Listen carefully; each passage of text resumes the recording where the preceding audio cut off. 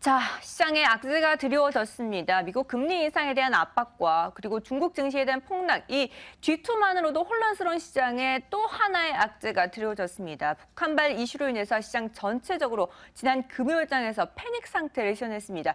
이번 주에는 또 시장은 어떻게 펼쳐질지 미리 전망을 하면서 전략을 발빠르게 세워보도록 하겠습니다. 머니스터디의 오현진 팀장, 김종효 위원과 함께합니다. 안녕하십니까? 네, 안녕하세요. 네. 지난주 금요일장 시작부터 심상치가 않았습니다. 코스피가 1900선을 이탈하면서 개파락을 하면서 일단 출발을 했고 장중에도 낙폭을 더 키우는 모습이 시현이 됐습니다. 1876선까지 내려왔죠. 코스닥도 4%나 이게 중국 증시인지 한국 증시인지 모를 정도로 폭락세를 시현했는데 네네. 현재 심각합니다. 상황이 어떻습니까? 네, 그래서 말씀해 주신 대로 지난주에 양시장 급락을 예상하신 분들이 거의 없으셨을 것 같아요. 새로운 아주 강력한 악재가 나와서 시장을 끌어내렸다라기보다는 기존의 악재들이 해소되지 않은 상태에서 새로운 악재가 계속해서 추가되는 모습이 나타나니까 시장의 투자 심리가 급격하게 위축되었다. 이 정도로 이제 해석을 하고 있습니다. 일단 시장에 지금 팽배해 있는 가장 큰 부담 요인이라고 한다면 역시 글로벌 경기 둔화에 대한 이제 우려라고 할 수 있을 것 같은데 중국의 지표가 계속해서 조금 부진하게 나타나면서 중국 경기에 대한 우려감이 굉장히 큰 상황이다라고 말씀드릴 수 있겠는데요. 그동안 견조한 회복을 보였었던 미국의 지표마저 약간 좀 부진하게 나오면서 경기 둔화 자체에 시장의 우려감이 상당히 커지고 있다. 보통 이렇게 미국의 경제 지표가 안 좋게 되면 기준금리 시점이 이연될 것이다. 인상 시점이 이연될 것이다라는 기대감으로 연결되는 게 보통인데 최근에 이제 시장의 가장 큰 화두 자체가 중국의 경기 위축이다 보니까 미국의 지표 둔화가 중국의 경기 위축과 맞물리면서 큰 악재로 작용했다라고 보고 있고요. 내부적으로는 이제 대북 리스크가 부각되는 모습이 나타났죠. 20일 북한이 이제 대북 방송에 대항해서 포탄을 발사를 했고 대북 방송 중단을 요구를 했습니다. 지금 회담이 진행이 되고 있지만 아직까지는 결론이 나지 않은 상황이고 하지만 과거에도 그렇듯이 대북 리스크가 시장에 장기적인 악재로 작용한 경우는 없었기 때문에 이번에도 단기 로이즈에 그칠 것이다라고 봅니다. 하지만 결론적으로는 시장이 많이 하락했다고 해서 매수할 수 있느냐 그런 여건은 아직까지는 아니라는 거죠. 지금 글로벌 자산 쪽으로 안전자산 쪽으로만 이제 시장의 수급이 쏠리는 모습입니다. 금값 말고는 사실상 지금 오르는 자산이 없다라고 생각할 정도로 모든 자산이 주식시장을 포함해서 폭락하는 모습이 좀 진행되고 있다라고 보시면 될 것 같고요.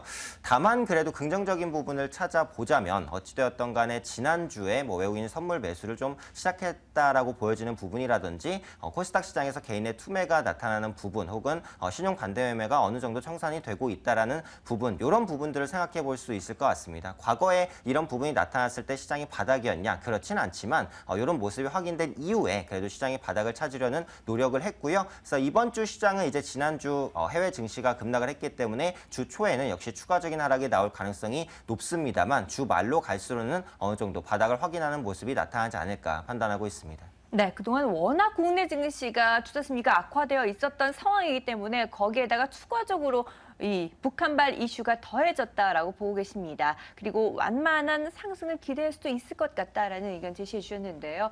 그동안 학습 효과가 분명히 있었습니다. 북한발 이슈에 대해서. 이번에도 빠른 회복을 기대해 볼 수 있을까요? 저는 하락의 근본 원인이 북한이 아니기 때문에 네. 북한 이슈로 인해서 일시적인 등락은 있을지 몰라도 추세를 돌리지 못한다라고 보고 있습니다. 이렇게 준비된 그림 보시면 우리 시장 싸다 하는데요.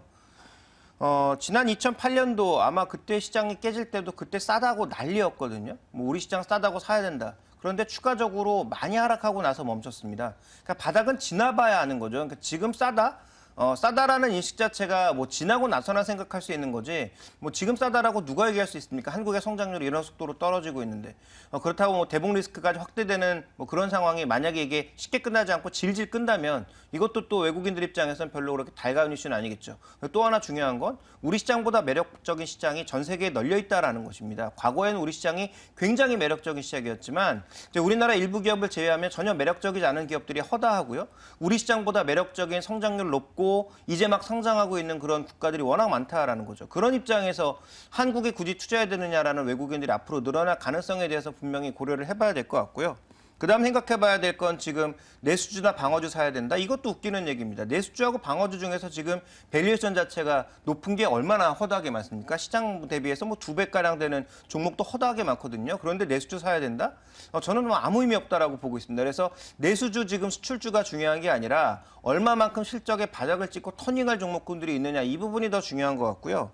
그다음에 이제 우리가 살펴봐야 될 건 테이퍼링 리스크가 지금 2번 있었지 않습니까? 2011년에 한 번, 2013년에 한 번, 2015년 이제 3번째인데 그럼 2013년 모델로 갈 거냐, 2011년 모델로 갈 거냐? 저는 2013년에는 V자로 올라갔거든요.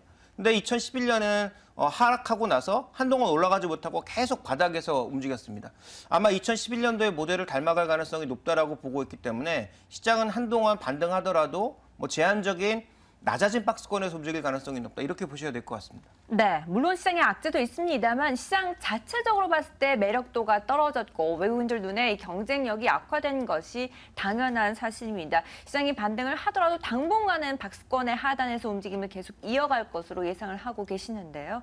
자, 어쨌든 시장에 대한 불안감이 커지면서 환율 시장도 요동을 쳤습니다. 달러 대비했을 때 원화 환율이 1,200원대까지 바짝 다가섰습니다. 연중 최고치는 물론 3년 11개월 내에 최고치를 보여주었습니다. 앞으로도 환율이 더 요동을 치면서 시장에 대한 악재로 또 변수로 작용을 할까요? 어떻게 보시나요?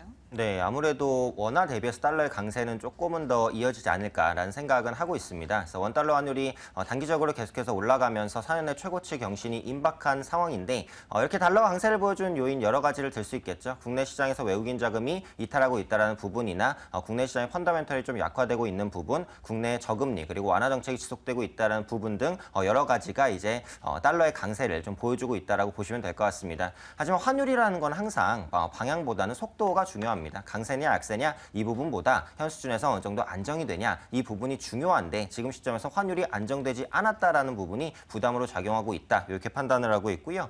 근데 중요한 것은 이제 원달러 환율이 상승을 하는 것이 달러가 강세를 보여주기 때문이 아니라 원화가 약세를 보여주고 있기 때문이다라는 거죠. 달러 인덱스는 오히려 하향 조정되는 모습이 전체적으로 나타나고 있습니다. 다만 원화가 약세기 때문에 달러도 강세고 엔화도 강세고 유로화도 강세인 전체 통화가 강세로 진행되는 모습이 진행되고 있다는 것이죠. 그래서 원화 약세 현상이 글로벌적으로 아주 뚜렷하게 나타나고 있다고 보시면 되고 아무래도 주식시장 수급 측면에선 이 부분이 부담스럽기는 합니다. 그래서 미국인들도 이제 환손실에 대한 부분을 생각할 수밖에 없고요. 유럽계 자금이나 일본계 자금도 국내 시장에서 환손실 우려감에 빠져나갈 수 있다는 부분, 추가적으로 외국인의 수급이 이탈될 수 있다는 부분을 염두를 해두시고요. 현 시점에서는 아까도 말씀드린 대로 주목할 부분은 환율의 안정입니다. 그래서 현 시점에서 원화 약세가 좀 마무리되고 안정되는 추세로 갔을 때는 그러니까 원화 약세에 따른 긍정적인 측면, 예를 들면 수출주의 차단성 개선이라든지 이런 부분이 부각될 수 있기 때문에 현 시점에서 환율이 안정을 보여주는지 아닌지 그 여부가 시장에 미치는 영향에선 가장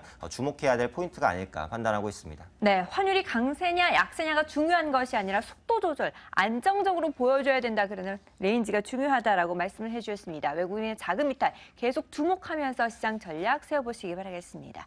네, 지금까지 머니스터디의 오현진 팀장 그리고 김종우 위원 인사드리면서 굿모닝 마켓워치 1부 여기서 마무리하고요. 저는 잠시 후 2부에서 뵙겠습니다. 말씀 감사합니다. 네, 감사합니다.